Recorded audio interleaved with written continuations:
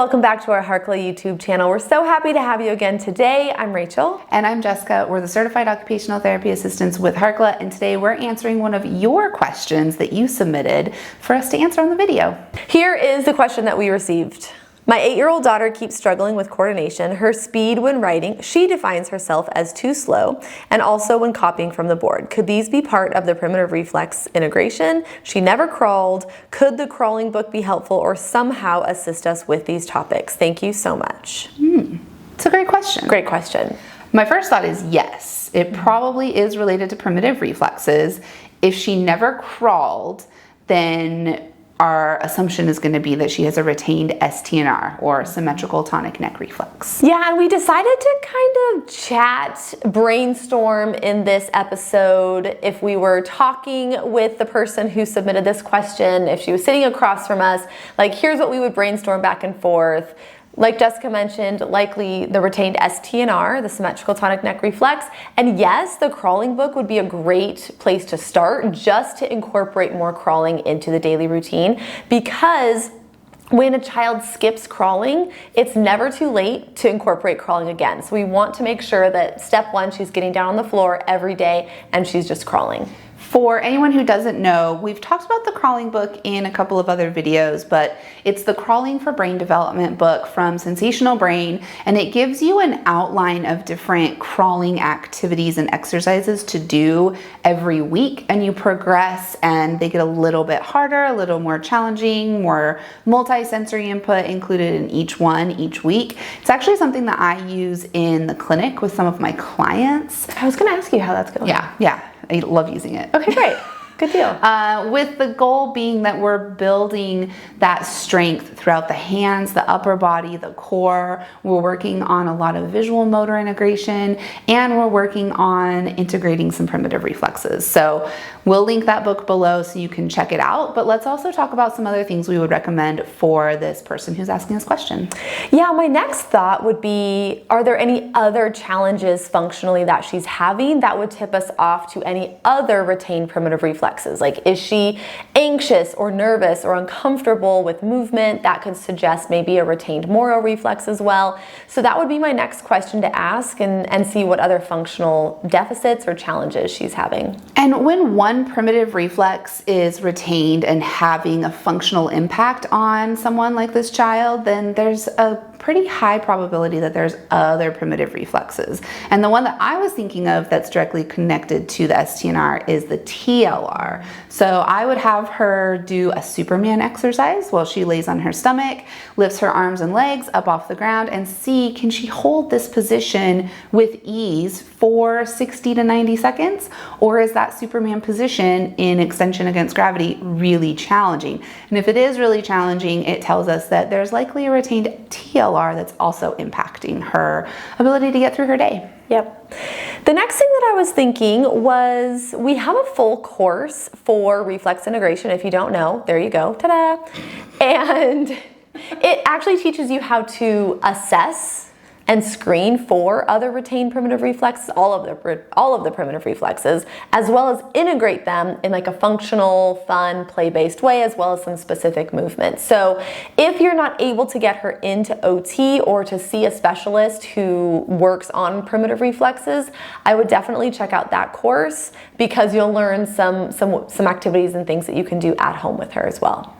For handwriting, some different strategies you can try to help her with her handwriting challenges. The first one I was thinking of would be using a slant board. If you don't have a slant board, you can use like a 5-inch ringed binder and place it on the table so it's at a slant. And this just helps give her extra stability throughout her wrist and her forearm while she's writing. The other thing you would want to do is have her write on a vertical surface more often. So putting the paper on the wall at about eye level, you can tape it to the wall or just have her stabilize it with her non-dominant hand, and practice some writing while on a vertical surface. This actually helps from a visual standpoint. So if she's having challenges with copying, then this helps decrease that challenge because it's just right there in her visual field, but it also is going to help strengthen all of those different upper body and hand muscles that she needs for faster writing. The next one, or the next strategy I would recommend, is to allow for that postural freedom freedom while she's doing a sit-down task or a focus task. So let her lay on her tummy while she's writing or drawing. Let her stand at the table while she's eating or working. Let her move around, because the research shows that for kiddos and adults with a retained STNR specifically, they can work up to 10 times harder in order to do the same task that a person with an integrated STNR is doing. So you think about copying from the board and writing and any of those fine motor sit-down tasks, it's probably 10 times harder for her to do this, which is why she's saying that it's slower for her to copy from the board or write. And you also think about her self-esteem. To be 8 years old and already saying, I'm slower, this is hard for me, that can potentially negatively impact her success at school, and we definitely don't want that to happen. So allow for that postural freedom, or advocate in school to her teacher, hey, she needs to be able to stand at the vertical surface, she needs to be able to have a standing desk, she needs to be able to sit on a therapy ball or a wiggle stool or a wiggle seat. Any type of adaptive seating can be really helpful for those retained primitive reflexes. Yep.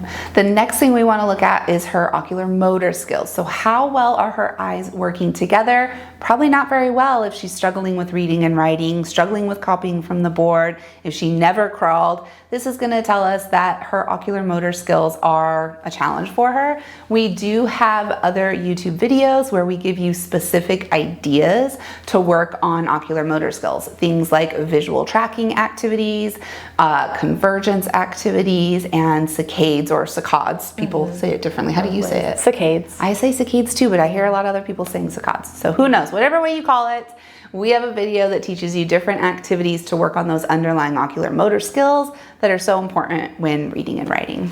Yeah, and the crawling book that we mentioned earlier, that also includes a bunch of ocular motor activities as well, multisensory activities too. But the next one that I was thinking was incorporating yoga into the daily routine as well. If you aren't able to purchase anything at this moment, focus on some of those YouTube videos that we've talked about, as well as incorporating yoga. And there you have tons of free yoga videos. I think online. We have a yoga video. We have a yoga video. We actually have a full yoga flow that's designed for primitive reflexes inside of our course that we mentioned earlier as well. So yoga is a great way to help with reflex integration. It's a great way to get the head into different positions and to really just use as a brain break or a wake up activity or even a calm down activity. Yeah. Also, I was just thinking, if she is really struggling with this and you're noticing other areas that she's struggling in her day-to-day life, talk to your pediatrician and get a referral for occupational therapy services. There's probably a long wait list. It's the kind of the crappy thing about services in today's day and age, but it doesn't hurt to get the referral and get on the schedule for an OT evaluation to see if they can provide in-person services to help with her specific needs. Yep. And then the last couple of things that I was thinking was to include like a pencil grip on her pencil, because she probably has like a really tight death grip on her pencil, as well as when she's copying from the board, if you can get a copy of the material that's on the board and then put it on her desk, so she just has to look back and forth rather than looking up and looking down, because with a retained STNR, her muscle tension is changing every time she's looking up and looking back down, which is why it's 10 times more work for these kiddos when they're doing an activity like copying from the board. So we want to make sure that we are providing them with those accommodations in the classroom. And you'll probably notice her sitting on her feet or wrapping her feet around the desk, or just trying to, almost like she has ants in her pants while she's sitting at the table too. So just keep in mind that those positional changes, those accommodations for the handwriting tasks, like Jessica mentioned earlier too, they can make a huge difference for her when she's, working on that reflex, as well as the exercises and the activities to actually integrate that reflex. We're going to link a lot of different resources below in the description that you can click on to learn more about primitive reflexes, the STNR, reading and writing, ocular motor skills, all the things. Yeah, if this was helpful, let us know. And if you have any additional questions that we can answer, let us know. We have a form that you can fill out, and that will be in the description below as well. Yeah, we're now like YouTube DJs where we talk about whatever you want us to talk about. We don't sing. I mean, I could if you want me to. Like she does. You do sing sometimes.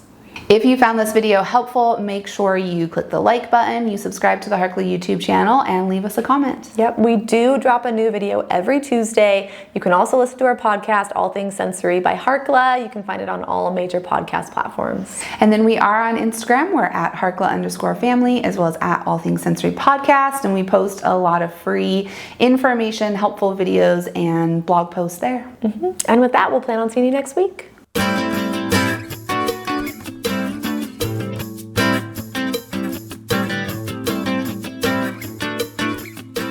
Here is the question that we received. Okay, do you want me to do it? No, I can do it. Just let me. Okay, here we go.